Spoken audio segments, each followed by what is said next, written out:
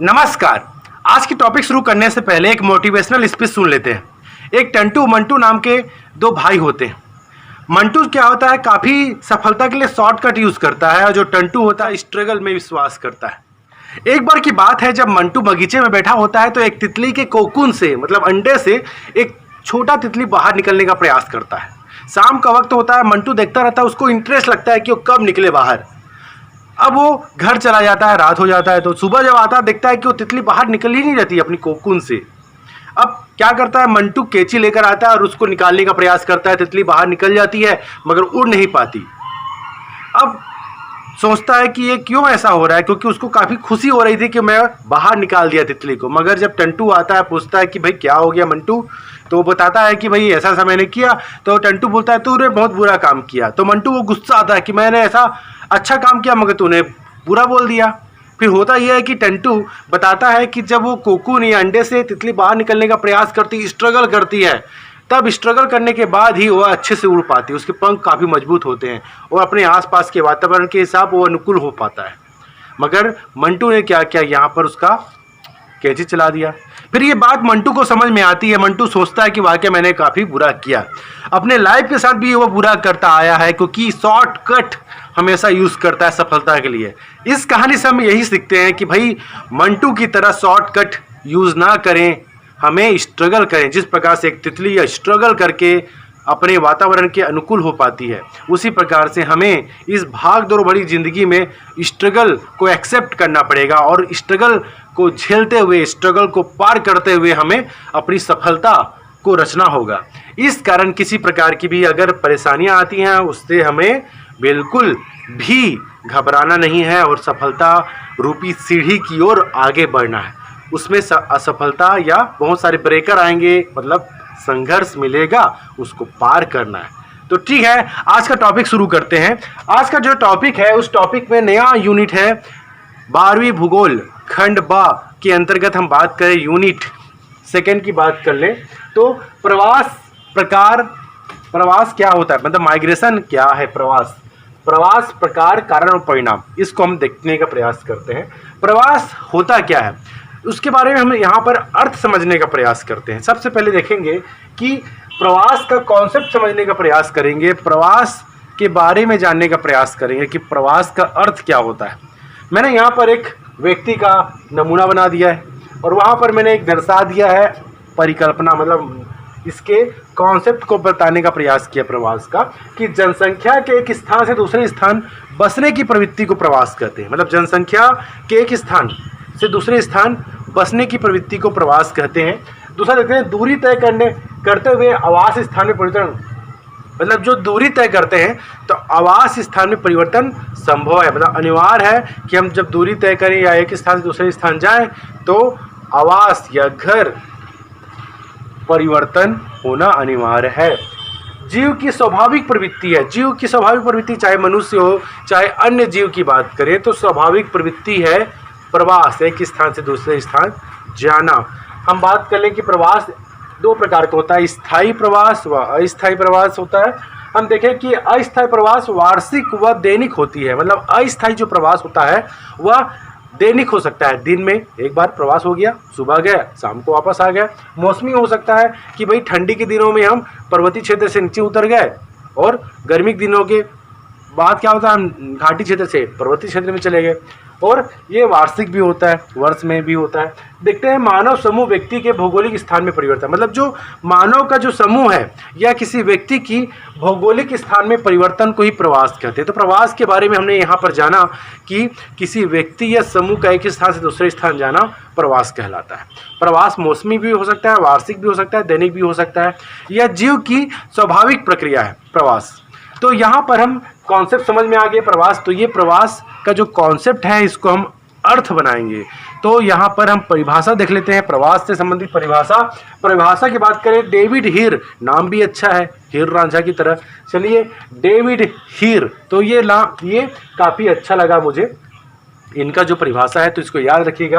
David हीर एक तो UNO का भी है, संयुक्त राष्ट्र संघ का काफ़ी लंबा है, उसको मत याद करिएगा, हमको सिर्फ एक ही परिभाषा याद करना है। तो डेविड हीर की परिभाषा को देख लें, अपने सामान्य निवास स्थान से किसी दूसरे स्थान पर जाकर बसना या स्थानांतरण या प्रवास कहा जाता है। मतलब बोल रहा है कि अपने सामान्य निवास स्थान से, मेरा ये सामान्य निवास है, मेरा मन किया कि मैं दिल्ली जाके वहाँ बस जाऊँ, है ना, अपने स्थान से दूसरे स्थान जाकर बस जाना, बस गया मैं वहाँ पर, तो ये मेरा क्या हो गया, प्रवास। मतलब मेरा ये सामान्य निवास स्थान है, ये जो गांव जांजगीर चांपा का किरारी गांव है, ये सामान्य निवासी स्थान है मेरा। मगर मैं सोचूं कि यहाँ पर से जाकर मैं दिल्ली में जाकर बस जाऊं, तो ये क्या कहलाएगा, मेरा प्रवास कहलाएगा। मतलब एक स्थानीय निवास से अन्यत्र स्थान पर जाकर बसना या स्थानांतरण प्रवास कहलाता है। हम देखते हैं कि प्रवास का अर्थ परिभाषा के बाद देखने के बाद कहते हैं कि प्रवास से संबंधित प्रश्न पूछे जाते हैं, प्रवास क्या है, तो वहां पर आपको इसका जो कॉन्सेप्ट है, इसका अर्थ को बताइएगा।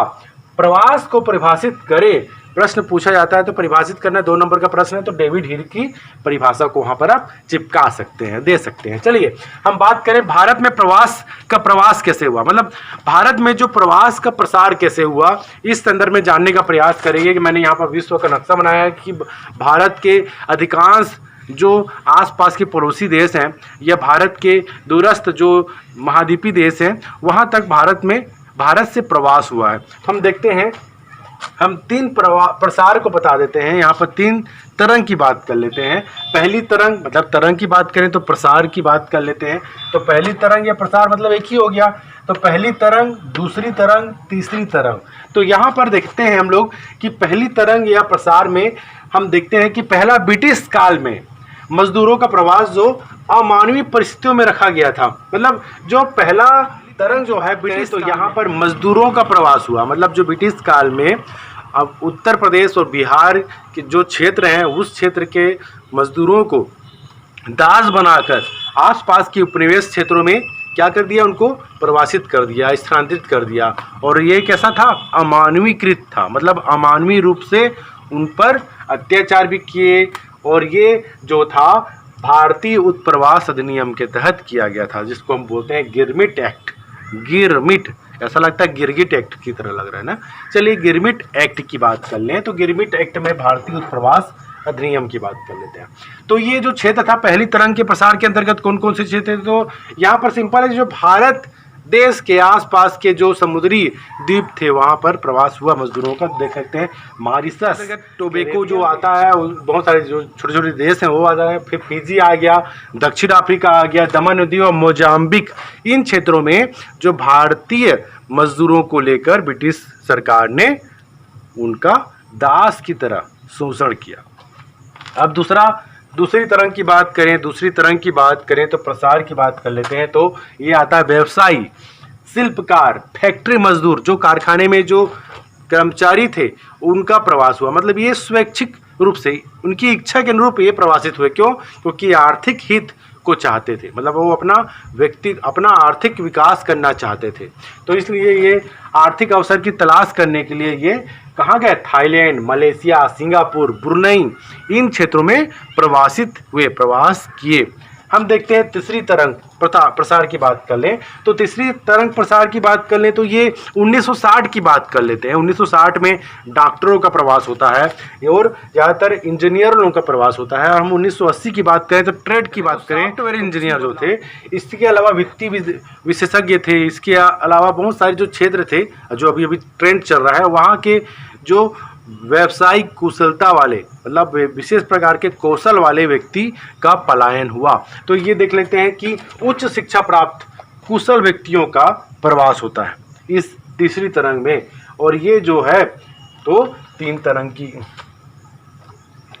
तो यहाँ पर 3 तरंग की बात कर लिए हैं कि पहली तरंग प्रसार में दासों के रूप में हुआ, मजदूरों के रूप में उत्तर प्रदेश बिहार के निवासियों को ले जाकर ब्रिटिश सरकार ने क्या किया, आसपास के जो उपनिवेश थे वहाँ पर उन्होंने क्या किया, जनसंख्या की कमी थी तो उनको क्या चाहिए था, मजदूर चाहिए था। तो वहाँ तो यहाँ पर देख लेते हैं कि पहली प्रवास तरंग, यदि पहली तरंग की बात करें तो ब्रिटिश सरकार ने मजदूरों के रूप में प्रवास किया। दूसरा में क्या था, वो आर्थिक विकास करना चाहते थे, आर्थिक अवसर की तलाश करना चाहते थे। जो भारतीय थे कुशल श्रमिक जो थे, व्यवसायी थे, शिल्पकार थे, व्यापारी थे, ये लोग प्रवास किए। कहाँ का, थाईलैंड, मलेशिया, सिंगापुर, ब्रुनई। फिर हम देखते हैं तीसरी तरंग प्रवास की बात कर लें तो ये तीसरी उच्च शिक्षा प्राप्त व्यक्ति जो थे 1960 के आसपास इंजीनियर और डॉक्टर ने, और 1980 के बाद जो थे सॉफ्टवेयर इंजीनियर और वित्तीय विशेषज्ञ ये प्रवासित हुए, प्रवास किए। तो ये प्रश्न पूछा जाता है, किस तरह से प्रश्न पूछेगा? भारतीय प्रसार में वर्णन करें, भारतीय प्रसार में वर्णन करें। नाम भी अजीब लग रहा है, प्रसार मतलब यहाँ पर हमको तरंग को ही बताना है। यह प्रश्न पूछेगा भारत में प्रवासी प्रसार के 3 तरंगों का वर्णन कीजिए। तो 3 तरंगों का वर्णन करना है, आप अच्छा करिए, डायग्राम बना दीजिए और बताना है कि भाई कहाँ कहाँ प्रवासित किए, है ना, आसपास के क्षेत्र में बता दीजिए। पहली तरंग, दूसरी तरंग, तीसरी तरंग। पहली तरंग दास वाला, दूसरी तरंग जो आर्थिक हित के अवसर की तलाश के लिए गए, और तीसरी तरंग उच्च कुशल व्यक्ति। अब देख लेते हैं प्रवास के प्रकार। प्रवास के प्रकार 3 प्रकार के हैं। पहला है अंतः राज्यीय प्रवास, दूसरा है अंतर्राज्यीय प्रवास और तीसरा है अंतर्राष्ट्रीय प्रवास। जब राज्य के अंदर ही प्रवास होता है तो उसको बोलते हैं अंतः राज्यीय प्रवास। जब एक राज्य से दूसरे राज्य की ओर प्रवास होता है उसको अंतर्राज्यीय, और एक देश से दूसरे देश अंतर्राष्ट्रीय होता है। अंतर्राज्यीय प्रवास के 4 प्रकार हैं, या बोल सकते हैं प्रवास के 4 रूप। प्रश्न पूछा जाएगा प्रवास के 4 रूप या प्रवास के रूपों का वर्णन कीजिए, तो अब आपको ये चारों को बताना पड़ेगा, ना कि इसको। तो देख लेते हैं अंतर्राज्यीय प्रवास। पहला है ग्राम से ग्राम की ओर, कि ग्राम से ग्राम प्रवास। किसी लड़की का विवाह हो जाता है या किसी ग्राम में सिंचाई की सुविधा अच्छी है तो वहाँ गांव से गांव पलायन होता है। दूसरा देखते हैं गांव से नगर की ओर, रोजगार की तलाश में, स्वास्थ्य सेवा, शिक्षा क्षेत्र की तलाश में गांव से नगर की ओर प्रवास करते हैं। तो ये गांव से नगर की ओर प्रवास हो गया। नगर से नगर की ओर प्रवास में होता यह है कि जो बैंक सेवा, उच्च शिक्षा, पुलिस स्टेशन, हॉस्पिटल, स्वास्थ्य सेवाएं जो होती हैं, तो इसमें जो कर्मचारी है वो नगर से नगर, दूसरा नगर में उनका स्थानांतरण हो जाता है। तो ये होता है नगर से नगर। एक छोटा नगर है और एक बड़ी नगर है, तो क्या होगा, छोटे नगर से बड़ी नगर की ओर पलायन अधिक होता है। देखते हैं नगरों से ग्रामीण क्षेत्रों की ओर जो प्रवास है इसको प्रगतिगामी प्रवास भी कहते हैं। जी हाँ, जब ये होता है कि जो गांव ग्रामीण क्षेत्र में स्वास्थ्य सेवा, पुलिस स्टेशन या स्कूल जो ओपन हो जाते हैं, खुल जाते हैं, तो जो नगर से गांव की ओर जो कर्मचारी पलायन करते हैं तो ये इसमें आएंगे प्रगतिगामी प्रवास में। तो हम देखते हैं अंतर्राज्यीय प्रवास के 4 रूप होने के बाद देखते हैं अंतर्राज्यीय प्रवास। अंतर्राज्यीय प्रवास में क्या होता है, जो व्यापारी वर्ग है, शिल्प वर्ग है, कर्मचारी जो है एक राज्य से दूसरे राज्य स्थानांतरण हो जाता है या आर्थिक अभिवृद्धि के लिए वो पलायन करता है, तो अंतर्राज्यीय प्रवास हो गया। फिर देखते हैं अंतर्राष्ट्रीय प्रवास। अंतर्राष्ट्रीय प्रवास में एक राष्ट्र से एक देश से दूसरे देश की ओर प्रवास होता है। तो इसमें देखते हैं हम बात करें 2001 की जनगणना के अनुसार, 2001 की जनगणना के अनुसार 50 अंतर्राज्यीय प्रवास की बात कर लें तो भारत के जो पड़ोसी राज्य हैं उनकी बात कर लें कि 2001 की जनगणना के अनुसार 50 लाख प्रवासी भारत में आके बसे हैं। सबसे ज़्यादा बांग्लादेश के हैं 30 लाख, फिर पाकिस्तान के 9 लाख, फिर नेपाल के 5 लाख। आसपास के जो क्षेत्र हैं, जो देश हैं, वहाँ से आके भारत में बसे हैं। हम बात कर लें, अगर हम बात कर लें उत्प्रवास की बात कर लें, भारत से जो बाहर जाने वाले जो दूसरे देश की बात कर लें, तो तकरीबन 1 करोड़ व्यक्ति भारत से दूसरे देश में जाकर पलायन किए हैं, बसे हैं। तो ये हम बात कर सकते हैं अंतर्राष्ट्रीय प्रवास की। तो भारत में सबसे ज़्यादा पड़ोसी देशों की प्रवासी आके बसे हुए हैं। और भारत की बात करें तो भारत में 1 करोड़ से अधिक व्यक्ति उत्प्रवास में गए, मतलब दूसरे देश में जाकर बसे हैं। हम देख लें प्रवास के प्रकार। प्रवास आखिर क्यों होता है, ये जो एक स्थान से दूसरे स्थान आखिर क्यों जाते हैं, उसकी वजह क्या है। तो कारण की बात कर लें तो कारण में देखते हैं 7 पॉइंट हैं। इसमें देख सकते हैं आजीविका के लिए, मतलब व्यापार के लिए, रोजगार की तलाश के लिए, है ना, कुछ आर्थिक अभिवृद्धि के लिए, आजीविका के लिए एक स्थान से दूसरे स्थान जाते हैं। प्रवास की बात करें तो पहला आजीविका एक कारण है। दूसरा शिक्षा के लिए, उच्च शिक्षा के लिए, नगरीय क्षेत्र में उच्च शिक्षा के अच्छे अवसर मिलते हैं, तो वहाँ के गांव के जो विद्यार्थी हैं, गांव के जो युवा वर्ग है वो नगर की ओर पलायन करेंगे। तो पहला है, दूसरा है शिक्षा। तीसरा है विवाह। जो लड़कियों का विवाह हो जाता है तो वो ज़्यादातर ससुराल में जाकर बसते हैं, तो क्या हो गया, विवाह भी एक कारण है प्रवास का। तीसरा चौथा देखते हैं सुरक्षा की कमी। अगर हम बात कर लें सीमावर्ती क्षेत्रों की बात कर लें, भारत पाकिस्तान की सीमावर्ती क्षेत्रों की बात कर लें, तो वहाँ सुरक्षा का अभाव है। तो क्या करेंगे, वहाँ के व्यक्ति अधिक से अधिक अंतर्राज्यीय प्रवास करेंगे, दूसरे राज्य के प्रवास करेंगे, या जो सुरक्षित क्षेत्र नहीं है वहाँ से दूसरे क्षेत्र में जाने का प्रयास करेंगे। तो सुरक्षा की कमी भी एक कारण है। और देख सकते हैं पांचवा सामाजिक एवं सांस्कृतिक कारण। जो सामाजिक एवं सांस्कृतिक कारण भी प्रवास का एक कारण को दर्शाता है।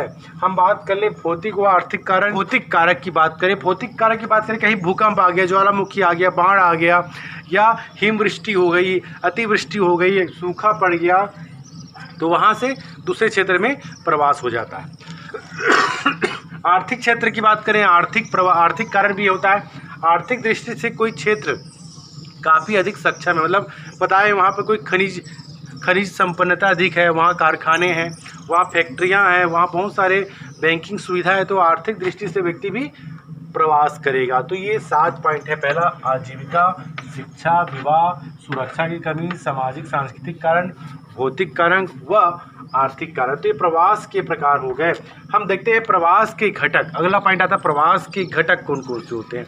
प्रवास के घटक में 2 देखते हैं। जो समाजशास्त्री जो थे उन्होंने प्रवास के घटक को 2 भागों में बांटा है। पहला प्रतिकूल घटक या धक्का देने वाले घटक, ऐसा स्थान जहां से व्यक्ति को जबरदस्ती बाहर निकालने का प्रयास करेगा, जैसे कि कोई इस क्षेत्र में भूकंप आ गया, ज्वालामुखी आ गया, बाढ़ आ गया, मतलब कुछ निगेटिवनेस हो रहा है वहाँ पर, या सामुदायिक दंगे फसाद हो रहे हैं, तो वहाँ से व्यक्ति बाहर की ओर दूसरे क्षेत्र की ओर जाने का प्रयास करेगा। तो ये प्रतिकूल घटक है। प्रश्न पूछा जाता है प्रतिकूल घटक क्या है, तो आपको बताना पड़ेगा। सामाजिक, आर्थिक, राजनीतिक जो प्रतिकूलता आ जाती है या उपयुक्त नहीं होता, तो ये प्रतिकूल घटक कहलाएगा। ठीक है।